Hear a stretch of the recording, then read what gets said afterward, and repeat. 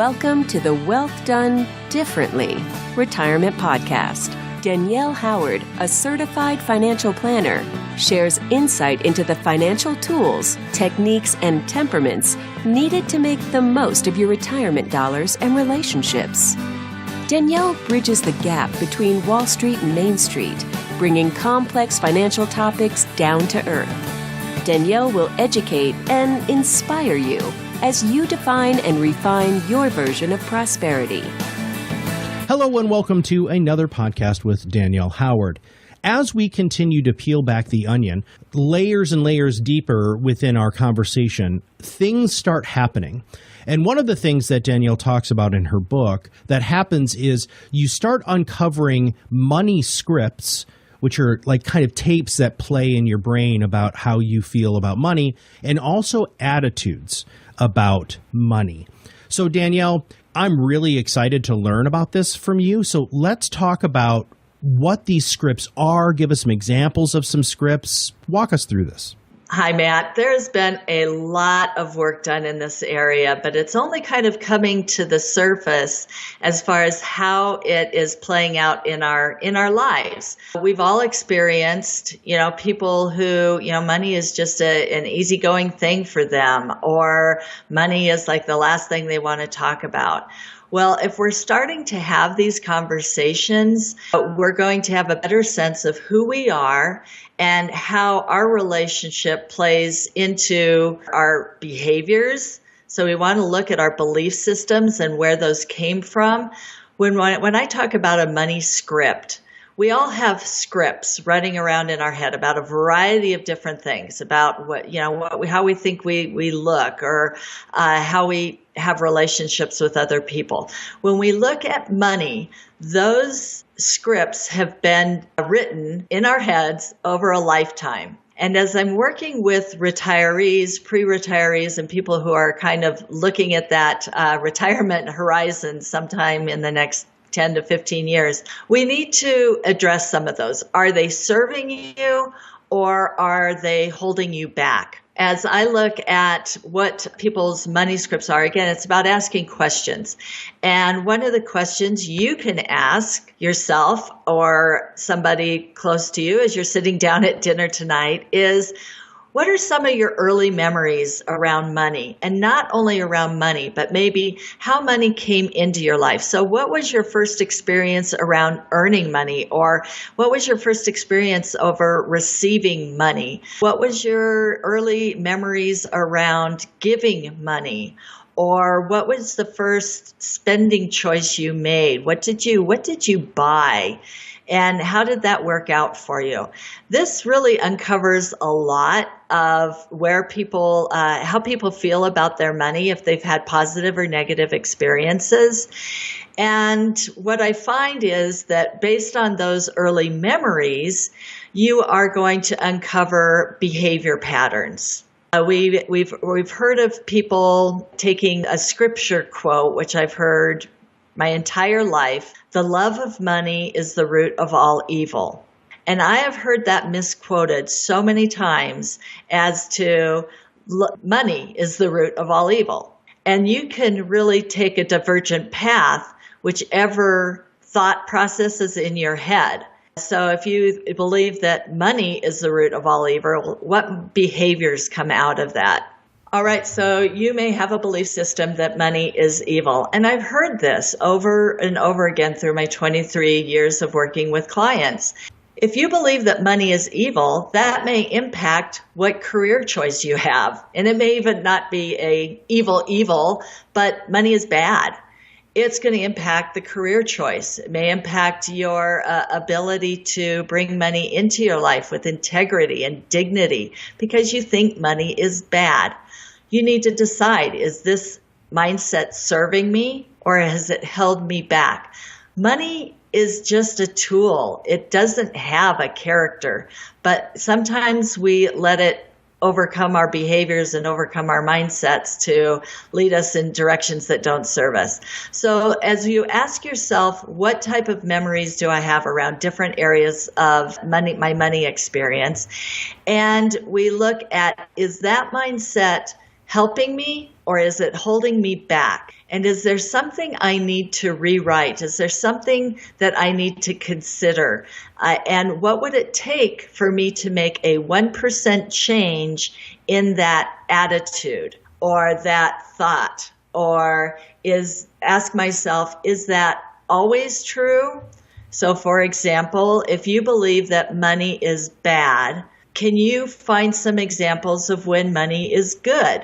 If it provides people with their basic needs and it's just a medium of exchange, and it can provide you with things that are necessary for life, there are times when money is good. It can be invested in companies that are doing good in the world and making good rates of return, but providing a good corporate culture and providing a good rate of return. Money can be used for good. It can also be used for evil. So we need to choose which direction we want to go. As we look at our money scripts, understanding that they're not right or wrong, they just are.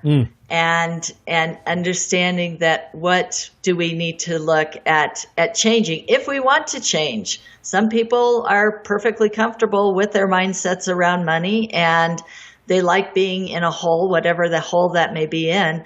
But if you want to grow and thrive and facilitate change in your life, what 1% direction do you want to head? Because that's going to take you in an entirely different trajectory. I love that you just said the thoughts around it aren't good or bad, they just are. That's a super, super powerful statement. Now, when you run up against these, again, I'm making it pejorative, right? I'm making it a negative. But when you uncover these scripts or attitudes about money, what do you do? I mean, how do you navigate that? I will give you my own personal life. I have a preponderance of my pecuniary personality is going to be towards being a planner, being a saver. Gosh, that's why I'm in the industry I'm in.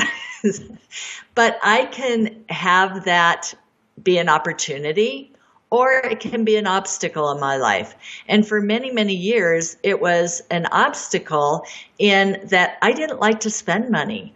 I would just want to save it all. And that can lead me to be a hoarder. It can lead me to be fearful about life. It can lead me to not experience things in my life and use my money for things that bring me joy. So it took me a while to understand my own financial personality, maybe where that came from, both my genetic makeup and my family history and what my environment had laid out for me. So it's a combination of a lot of moving parts that led me to be in that place of I'm going to be a planner and I am going to be a good saver.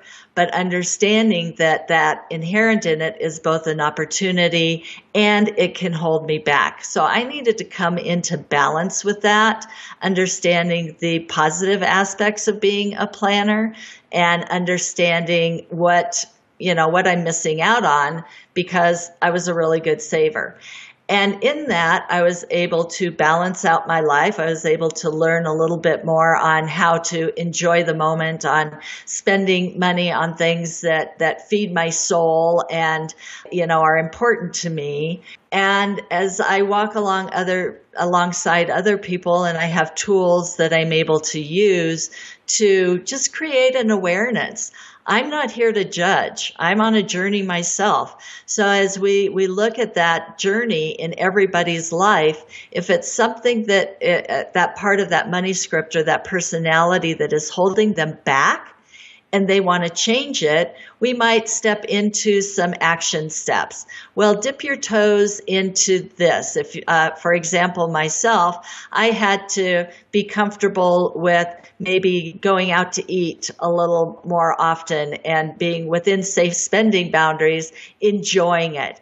Instead of going, wow, I could have, put that aside for down the road. I needed to learn more how to enjoy my day. It was maybe being a little more spontaneous and being willing to part with $1. So I'm being transparent here. This was a journey for me.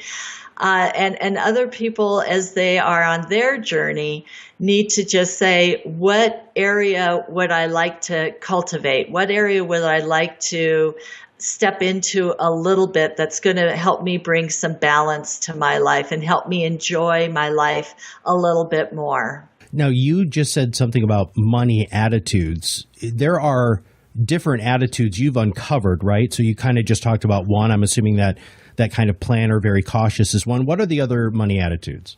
You can be carefree with your money, that money isn't really a priority in your life. It just happens. You can be a giver with your money, that it helps you feel good by helping others. Money may provide status in your life. It helps you to present, that positive image. Money can be security. It can be that means to help you feel safe and that you're in control. And money can provide spontaneity, that you use money to just enjoy the moment.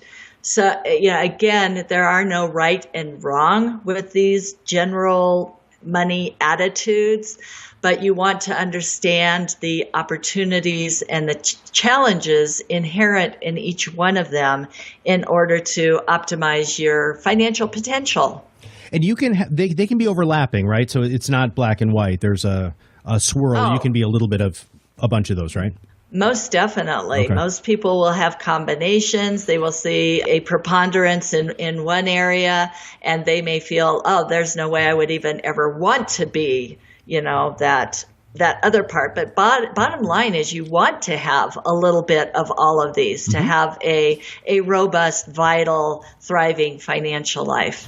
And when you're having this conversation, you have an ultimate goal with talking about the scripts, talking about money attitudes. What is the goal and why is this goal so important? I think it's important for people to understand who they are and the opportunities and challenges. And I think it's also important for you to understand who the other people are in your life. So, for example, my husband was more of the spontaneous person, and I was more of the planner. And so you combine those two, and you wonder why 50% of marriages end in divorce over money. Because what happens is people will end up polarizing as time goes by. Oh, you never save any money. Well, you never have any fun. And you go in opposite directions. Or you can recognize those personalities, understand that they're not right or wrong, let go of the blame and let go of the shame, and then understand the opportunities inherent in that. And my husband was able to see, wow, it is important that we plan and that we save and that we give. And I had to embrace, yes, we need to be a little bit more spontaneous, and I need to be a little bit more carefree with my money. So I was able to bring those aspects out over time, and it has helped us to build a better communication. It's helped us to make wiser decisions with our money because we're able to spend within safe boundaries, have some fun with it while we're still planning for, our future and the goals that we have. Yeah, it is really shocking how many people money is one of the major causations or motivations for divorce. And a lot of them aren't having these conversations, right? And that's where somebody like you can come in and have these conversations and uncover a lot of different things.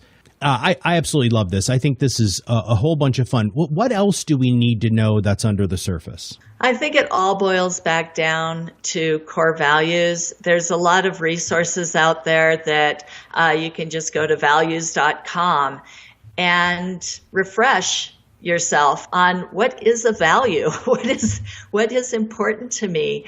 I think that we have let the social media and our world just press in on us and tell us what we're supposed to think is important. And we've gotten away from taking a deep breath, looking at ourselves, having simple, profound conversations about what's truly important in life. And that's where we need to start. So come back to those basic conversations. Why is money important to us? What are we wanting to have it do for us as we move into our retirement, our fall season of life? All that changes because, we're done raising the kids where our goals used to be around, well, let's get the kids through their advanced education, or let's look at what it's going to look like to have that second home down the road. Our whole life starts the paradigm changes as we move into that rewirement phase. And we need to revisit that. What is now important? Is it important for us to travel? Is it important for us to give back to community? Is it important for us to be vital participants in our children and our grandchildren's lives?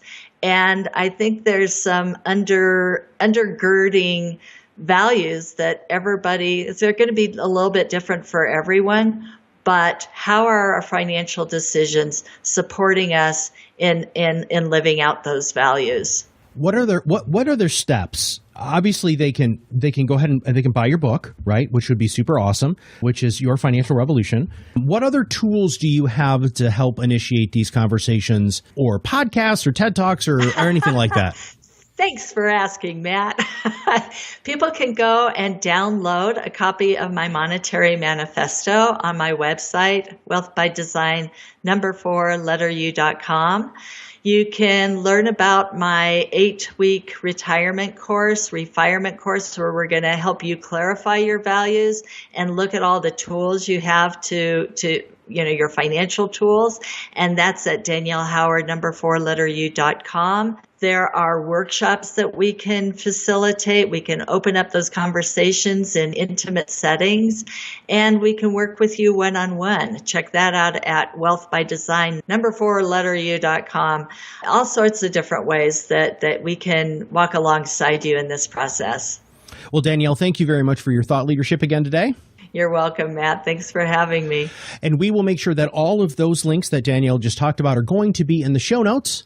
And once again, just make sure that if this podcast did resonate with you and there's somebody that you know, just click that share now button below. That way you can share this wisdom with many other people, because I'm sure in your life there are people who really do have money scripts, who have very interesting attitudes that might need to be adjusted surrounding money, and also making sure that people are connecting their values with their money so that they feel like they're more in control. For Danielle Howard, this is Matt Hallern, and we'll see you on the other side of the mic very soon. Thank you for listening to the Wealth Done Differently Retirement Podcast. Click the subscribe button below to be notified when new episodes become available. The information covered and posted represents the views and opinions of the guest and does not necessarily represent the views or opinions of Wealth by Design, LLC. The content has been made available for informational and educational purposes only. The content is not intended to be a substitute for professional investing advice. Always seek the advice of your financial advisor or other qualified service provider with any questions you may have regarding your investment planning. Danielle Howard, Certified Financial Planner, is an investment advisor representative of Cambridge Investment Research Advisors, a registered investment advisor. Securities offered through Cambridge Investment Research, Inc., a broker-dealer, member FINRA SIPC. Cambridge and Wealth by Design, LLC are not affiliated.